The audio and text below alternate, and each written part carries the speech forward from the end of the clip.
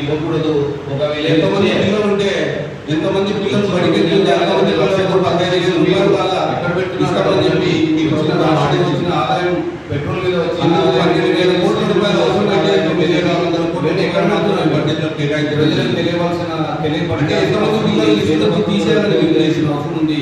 దయచేసి మా పిల్లలు మాత్రం ఇచ్చి ఇద్దరికి ఏవైతే హామీలన్నీ అమలు చేయాలి.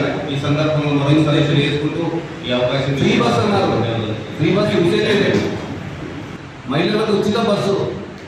ఎక్కడ ప్రయాణం చేసినా ఆంధ్ర రాష్ట్రంలో మహిళలకు ఉచితంగా ప్రయాణం చేయొచ్చు. ఎలా కర్ణాటకలో జరిగిందో, ఎలా తెలంగాణలో జరిగిందో అదేవిధంగా మేము కూడా ఇక్కడ మహిళలకు ఉచిత ప్రయాణం కల్పిస్తామన్నారు. ఎక్కడుంది బడ్జెట్లో సింగిల్ పైసా? రాయలసీమలో ప్రాజెక్టులకు సింగిల్ పైసా? రాయలసీమలో సమస్య లేవా?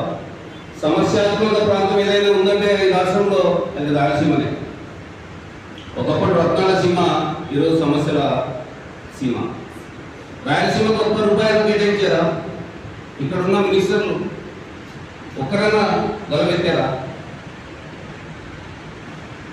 ఇలా అమలు కాని హామీలన్నీ ఇచ్చి విద్యార్థులను, మహిళలను మోసం చేసుకుంటా, రైతులను మోసం చేసుకుంటా మహాశక్తి పథకం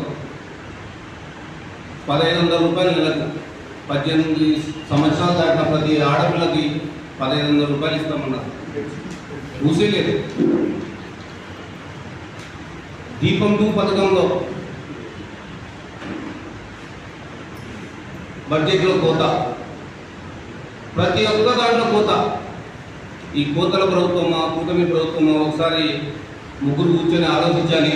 టీడీపీ, జనసేన, బీజేపీ ఇలాంటి అమలు కాని హామీలు ఇచ్చి ప్రజలను మోసం చేయడం ఎంతవరకు సబమని ఇంకోసారి మేము ఈ సందర్భంగా అడగదలుచుకున్నాం కూటమి ప్రభుత్వాన్ని.